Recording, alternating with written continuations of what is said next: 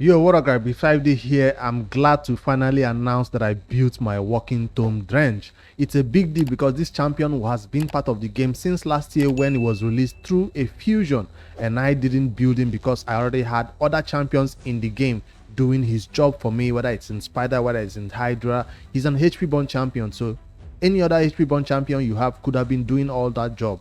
But if he's the first champion you're obtaining in raid in terms of your HP burner, I'll show you how to build him in the early game. And now today, why I finally built him in an end game content that I might put in a separate video. But I will showcase him everywhere where his HP burn is welcome at least. So the first thing you should know about this champion, that his character design is kind of unique right here. He does have a lore. Well, he doesn't, but there's some news going on around what everybody's giving their own opinion about what this champion is at behind him. When he was released into the game, they did give us a brief explanation about his whole walking the shadows of something, and whoever goes there is not coming back. I don't want to go into his story, but his character design is very, very unique and it's kind of weird. So it's strange to see this coming from the Night Rev faction. You expect this from people from maybe the Undead Hordes or something. So unique character design with two flaming swords right here, and he does have cool animation when he does his hits. We're not concerned about that. We're concerned about more of his skills. What does it bring to your team besides HP burn? You're wondering, is it a normal HP burn? Yes. If you check out, this is A2 right here. He attacks all enemies. Yes, this will hit the enemies. That means against weak affinities, he is currently spirit affinity. So against magic affinity, he will get weak hits sometimes. So he has a 75% chance of placing that HP burn debuff on all enemies for 2 turns. That's the reason why he's good for the spiderlings to place HP burn on them, good for the Hydra, those multiple heads of the Hydra to place HP burn on them. That's the best way to deal damage in the early game and mid game, or even the end game for the Hydra. That's not unique, right? What makes this champion so unique is that after placing the HP burn, if he gets to go a turn again, well, before I go into that A1, let's look at this HP burn. It says this debuff cannot be resisted. Now, the other champion that has this can be found in Ogrin Tribes faction, right here. What's his name? Ignatius. This is the other champion in raid that has this ability to place HP burn right here, and this debuff cannot be resisted. AoE HP burn, that's what I'm talking about. So far as I know, it's only 2 champions that have him, has this ability to place HP burn that cannot be resisted. Remember, I told you that against weak affinity, it will be resisted. Now, if this was a void affinity champion and then he's displacing irresistible HP burn, then you say truly cannot be resisted, but you still have to deal with weak affinity. Spirit affinity won't be able to place it sometimes against magic affinity especially. So that's something to take note of there about this not resisted part. You can just say, oh, you got a weak hit, and why the skill said cannot be resisted. Yeah, weak hit will not let you land. All right, so if HP burn is placed successfully on the enemies, no matter how multiple heads you're trying to beat or how many enemies you're placing HP burn on, check out this A1 that makes it all worth it. Attacks one enemy 2 times, instantly activates any HP burn debuffs on the target after attacking. So if it's a weak hit, you'll not activate it. That's what I'm trying to say. So he hits first, then he does the HP burning. But if he gets a weak hit on that attack, he will not activate the HP burn. So it's kind of like poisons, right? Like Xavier and Eleanor do. He will activate HP burn, instantly activates any HP burn debuff on the target after attacking. It doesn't say instantly activate all. It just say once. That's what it means. So if you place HP burn for 2 turns and he hits with his A1, he will not activate the HP burn 2 times. He will activate it once. So you should get that one right also. That means the enemy will still have 1 more turn of HP burn remaining on them. So if it was like Ninja who plays the HP burn and burn, he just activates, he pops them, or CCR Flame Tongue, with this other champion who is can get from the referral. There are many other champions these days in raid that have HP burn activation, and he just became one of the ones because all other champions like Ninja and this other dude, I keep forgetting his name, they are kind of difficult to obtain, and CCR Flame Tongue is also kind of difficult to obtain. Cronam, right? That's his name. This champion, Kronam, yes. He's kind of difficult to obtain too. That has this here is his own skill, HP1.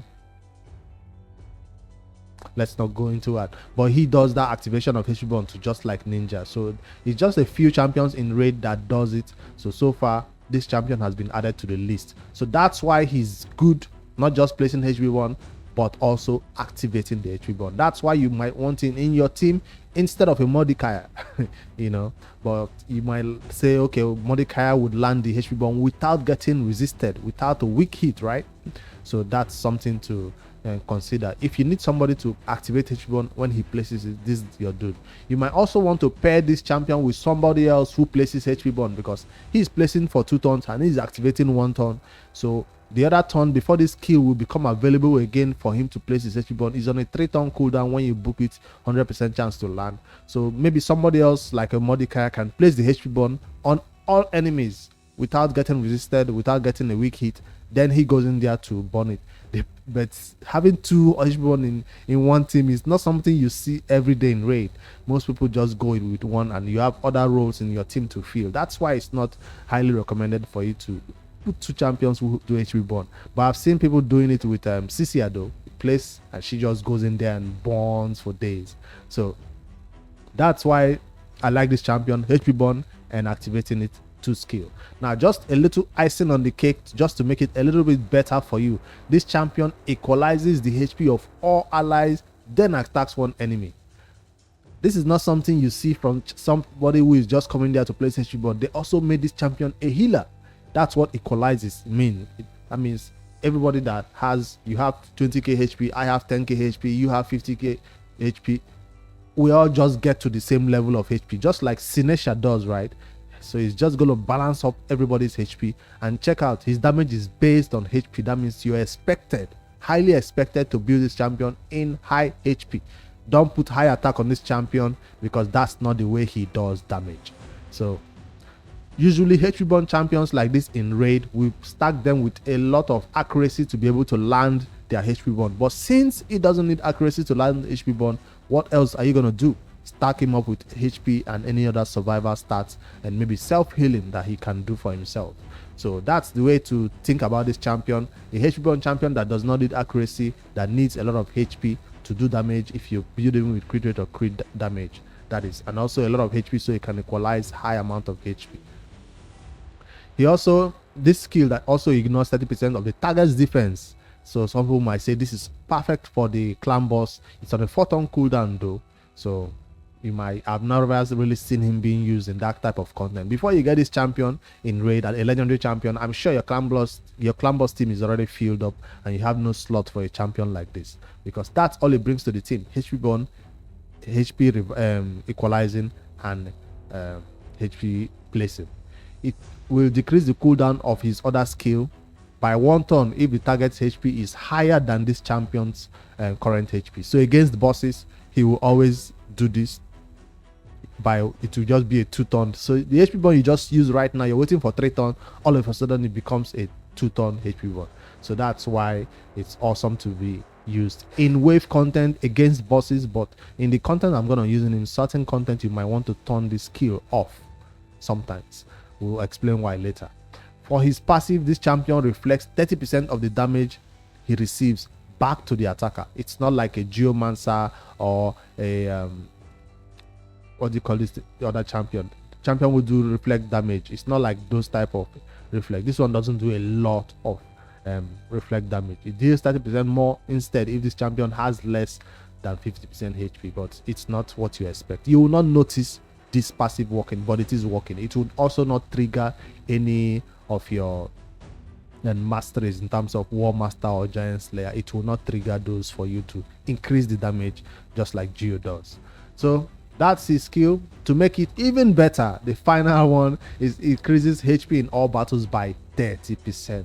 What does that mean? You can have this champion in the leader slot in most of your battles, in dungeons especially, to even boost his HP more. Or if you're coming along with him with other HP based champions like some epic nukers, for the Hydra especially, I forget about this champion's name, you might want to put him in the leader slot so he can increase the HP nuking of those type of champions.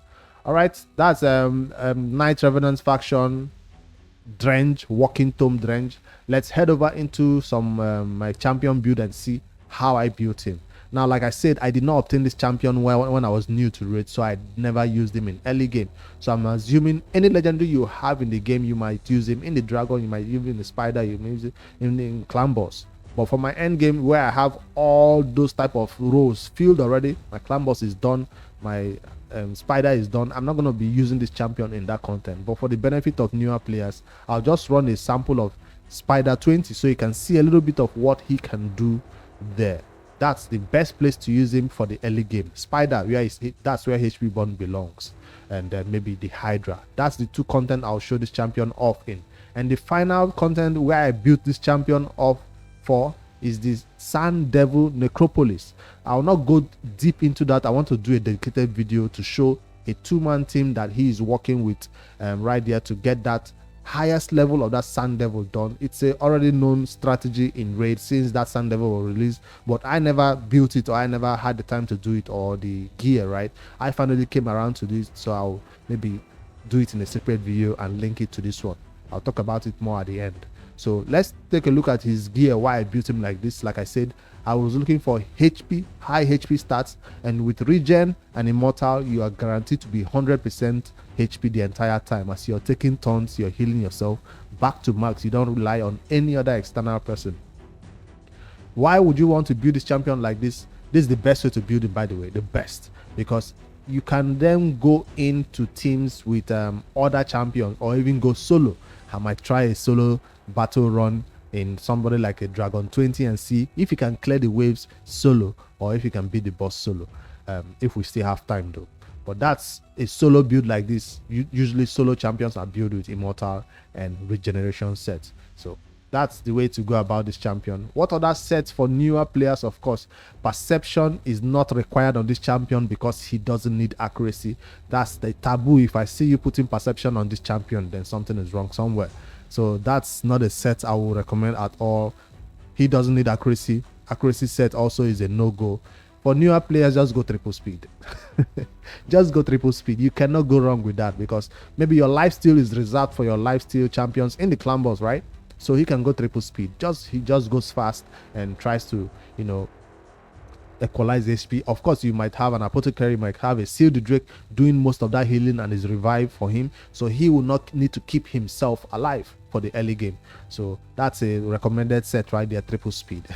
Then if you've started to farm a little bit of the faction wars, right, and you're beginning to get this faction war accessories like resilience, so this might be HP, defense put together in one set. That's a perfect beginner set right there if you're beginning to get some of these good 5-star sets on him in that early game content. So that's good, because I know this Regen set and Immortal is an end game set. Usually you don't have Fire Knight farmed at level 20 in the early game, so I totally understand if you don't have Regen and good Immortal sets. So that's why I'm recommending some newer player gear before we begin to show the end game content gear. So if you're watching this video, this is the gear to aim for while you put on this early game sets. You can't go wrong. Remember, as high HP as you want, as high speed as you want.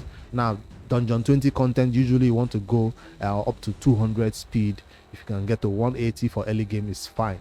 So remember, he doesn't need decrease defense, decrease attack and all that to be on the enemy, and before he deals damage to them, he just puts HP burn on them and deals his damage that way. So he's not one of those champions that will say he needs to go before the buffer like a war maiden. I'm trying to look for other sets that will be perfect for him in the early game before we move over to the end game content. Guardian set, no, that will kill him faster, but Guardian works, I guess, for content like the clan boss. Again, no perception at all. We don't even want to see that here on this champion. Which other beginner sets? I'll look forward to your feedback in the beginner sets, what you think will be perfect for this champion. Stalwart is always a good beginner set, especially for AoE damage that is coming in from those bosses that you'll be fighting against. So retaliation will make him use his A1 a lot, but you need to pair him with somebody else doing the HP burn, else he would have no HP burn at all. So relentless is always good for champions who need to do more damage from the HP bomb they are placing. Like Ninja, it gets placed in the relentless set, he goes crazy, right? He places the stuff, he just gets back to his skill again. That's his nuking skill. So I guess that will make this champion get back to his A2 faster. Relentless set can be recommended for those who are beginning to win some tournaments to get good high amount of relentless set. Shield set doesn't belong on this champion. Even if he's a shield HP based champion, I feel like that's lost on him, because if you focus on HP so much, he becomes the person keeping your team alive with a shield. Then that's not why he's there for. I don't think so. And which other sets can I recommend? I think that's it for the early game sets. Now for end game sets, I can't recommend anything else than Regen and Immortal. I'm sorry. I'm sorry. If you want to go triple Immortal, that's up to you. If you want to go Regen and one more scattered pieces, that's up to you. But this is the end game set for this champion. No doubt about that. You will not see anybody else building him anything different. Even if you're not going to use him for the Sand Devil, even if you don't want to use him as a solo champion, this set is still perfect for him. You might say, okay, this other set I talked about would also be perfect for content like the Hydra. Yes, relentless set is perfect for the Hydra. We already know that, especially when you have a Duchess or other champions keeping your team alive. Put your Nukas or your HP Born champion in relentless and they go crazy.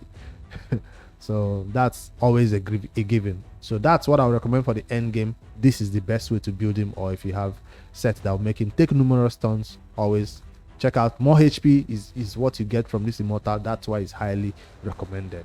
All right, we are done talking about the sets, because it's really important you build this champion correctly, else he will not be able to serve his purpose. Check out right here, speed on the boots, resistance. Why? I'll tell you why I put resistance on this champion. Defense right here, because I now have enough HP. That's why I went to defense over there on the glove. And also for my banner, since he doesn't need accuracy, you have to put something there, right? Why not resistance? So the main reason why I went resistance on this champion is because I want him to be useful in the Hydra.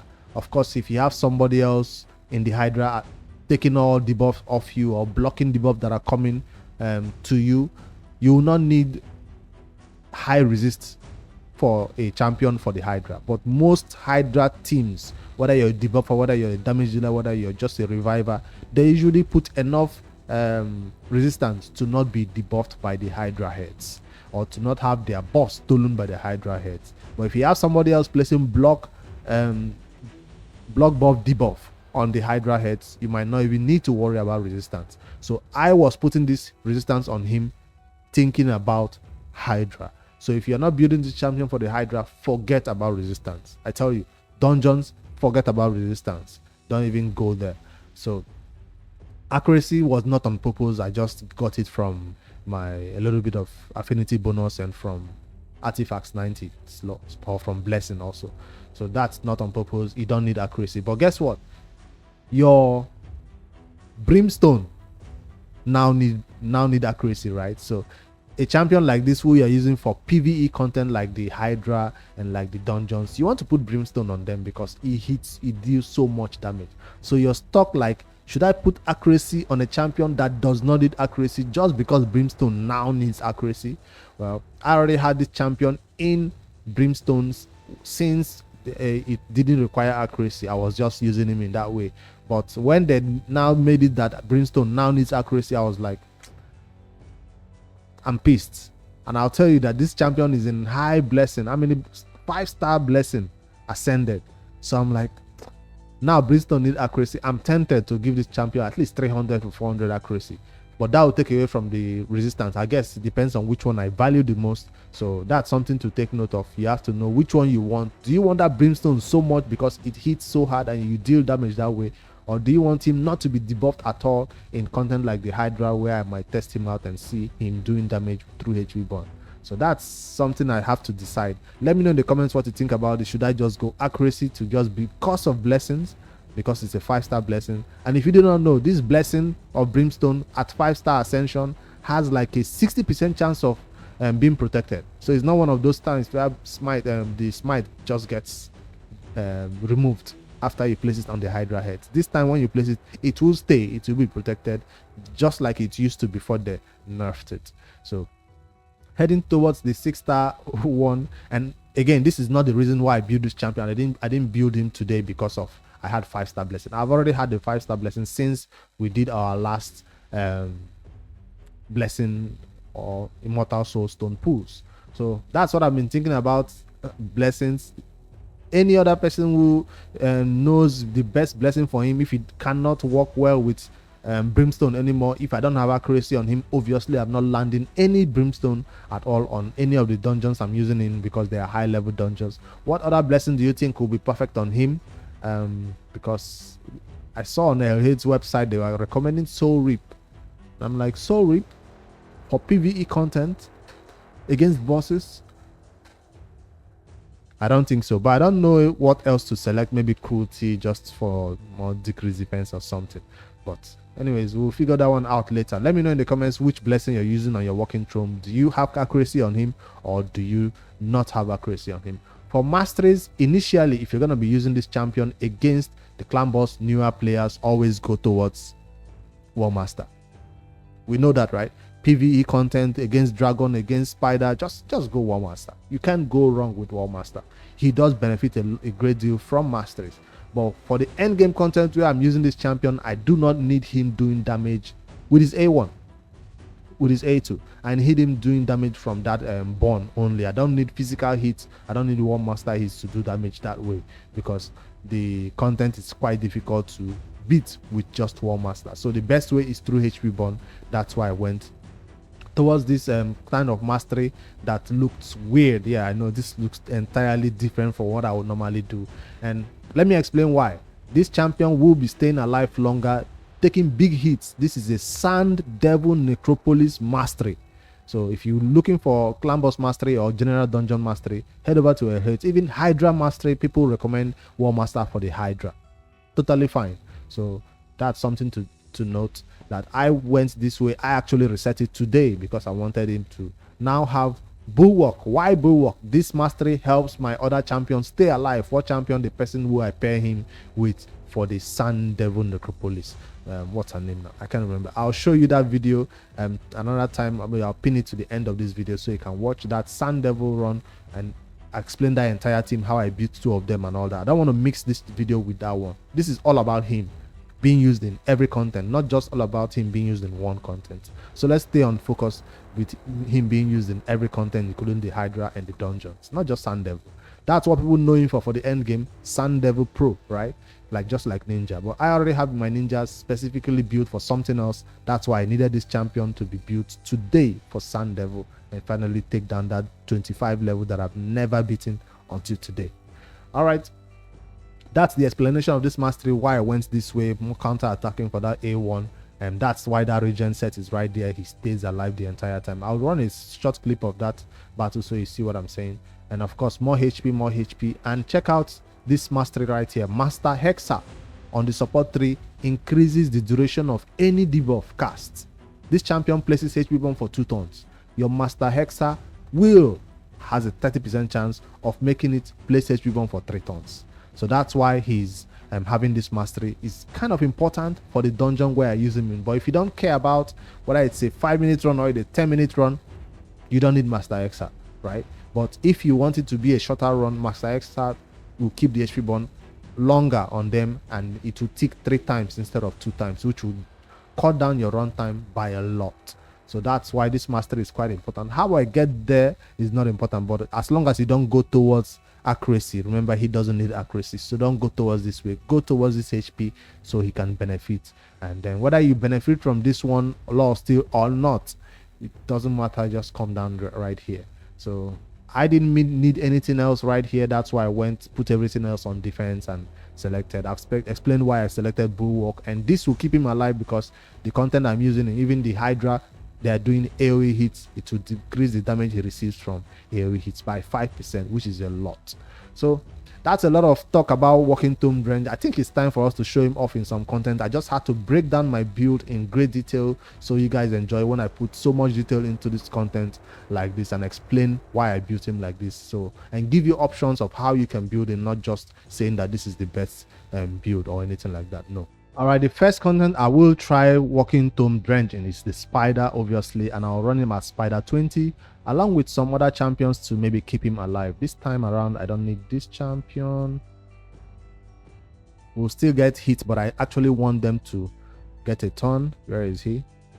Recently used in the leader slot. And who do I use to just stun them? I need them to at least be controlled. I'll use a Seal the Drake. Stun or freeze works, but I'll use Seal the Drake to just give me some time to actually do my HP burn. He's not a beginner level champion, but let's just run him in that content, actually see what he will do. And starting with their A1s, Tometer boosted, decrease defense, stun, so will not take a lot of damage. It's his turn, so he will start the battle. If you put it on auto, he will start the battle with this HP burn. So that's the animation right there. It just comes around and puts a HP burn on everybody.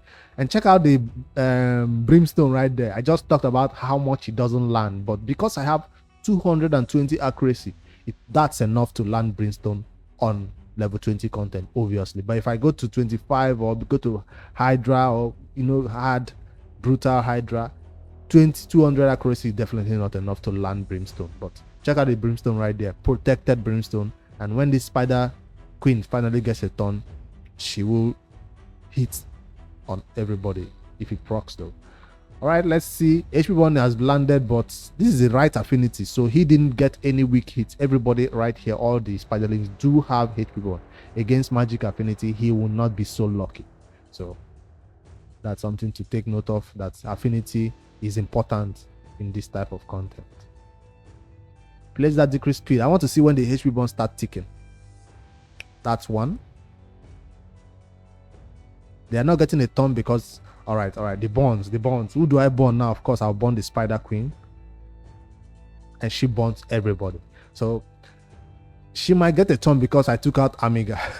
I should have put Amiga in here instead of this my reliquary tender, so the queen doesn't get a turn. She's about to eat them, but check out the bonds.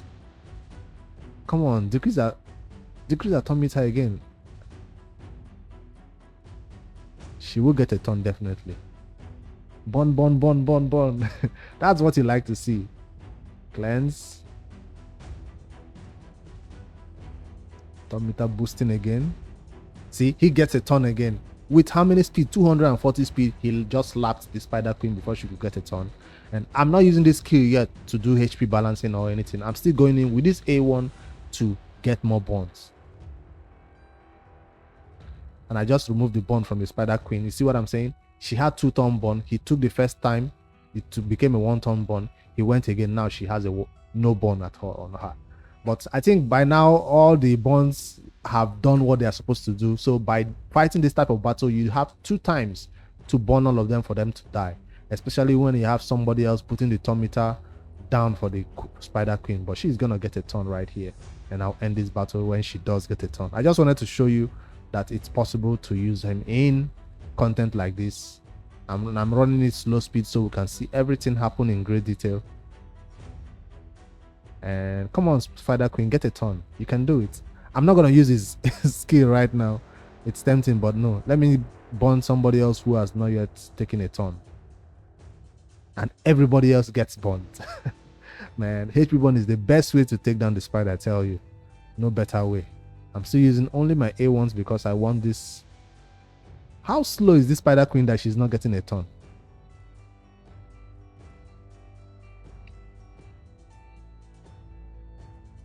Damn, she's so damn slow. 100 speed. Finally. Are you gonna get a turn? She did get a turn. See? Half HP right here. Ooh. Brimstone. Man, I feel that's still the best blessing on him, but the accuracy requirement for higher level, it's crazy. 300, 400 accuracy just to make that big hit happen on them. I guess it's a sacrifice you have to do to keep put up with. I'll not make you watch the end of this one. Let me end it right here. Spider 20 done for this content where I'm about to show you the Sun Devil Necropolis, where he helped me in the end game content. So if you can do this content, what is this other content that is killing me right now? So he's not in the leader slot for this one either. What's her face? I put this champion in the leader slots to revive him. She has that passive revive, and that's the content I built him for. And for the setup, Godseeker can use whatever, but he is not allowed to use this for this setup. Save. And 25 of the Sun Devil Necropolis will be done successfully. And I'll not run this one all the way to the end. Also, I'll just show you a snippet of how the battle goes on slow speed. The boss kills off first of all, and this is the time. See the HP burn for 3 turns.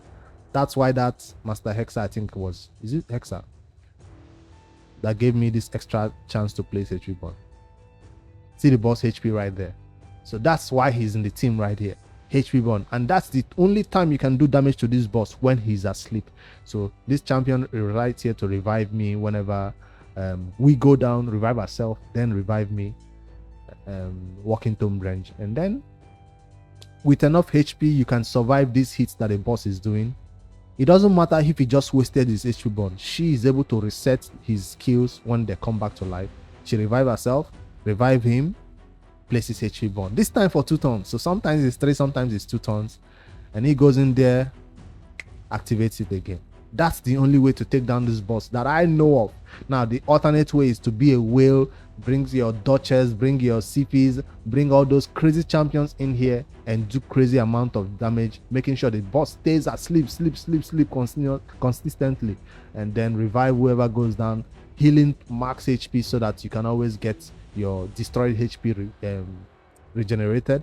So that's the alternate way. I didn't have the stats or the champions dedicated to make that happen. That's why I waited all this time to build this 2-man team. And that's what we do in Raid Shadow Legends. We find a team that works. Like we did it for the Iron Twins. We do it the same for the dungeons. We do the same for the Hydra. We do the same even for the clan boss. You find a team that works and you leave it that way. So I just found a team that works for the Sun Devil. This is not a dedicated video for this content.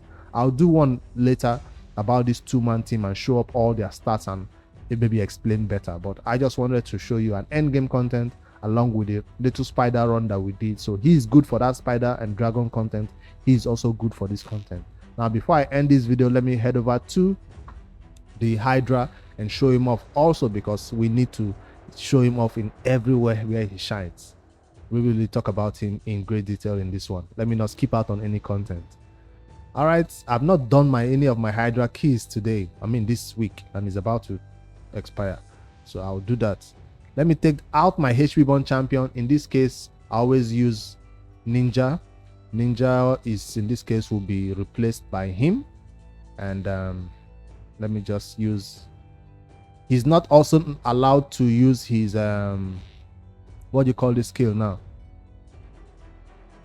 HP equalizing. He's not allowed to use it in this battle also. Don't use. Why? Because I have a Duchess, I have a Brogni, I have other ways to keep myself alive. So let's just run a sample run of this Hydra, hard, not normal, and see what he's doing for us in this battle.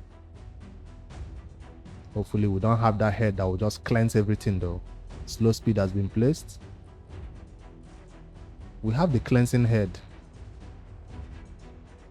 So that's brimstone right there that cannot be removed. And can we provoke that head? I don't want all my debuff cleansed. I don't want my HP burn cleansed though. It's gonna be cleansed. This head did not get provoked. I did not bring a provoker right here.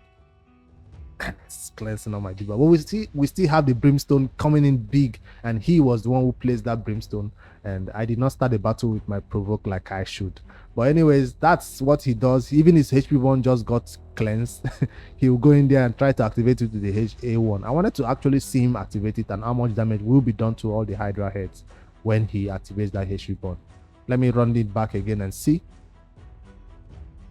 And this time provoke that head that I know is gonna cleanse it, because I need to start the battle with that provoke. There we go. Provoke. Now you have nothing to cleanse. Now we can place our HP bond and our brimstone, and then let's see when we'll go in there and activate it. We do have fear on us though, which we're gonna cleanse. All right, we're going in for the bond right now. Where are we gonna bond? This header is placing fear on us. Slow speed on them, and everybody gets 20k, 20k, 20k. That's why it's there in the team, to just make sure those bonds are activated. And check out, all their bonds is now on 1 turn cooldown. Some of them have already been removed, and besides this champion that did get a 3 turn bond, and it's currently in the 2 turn right there.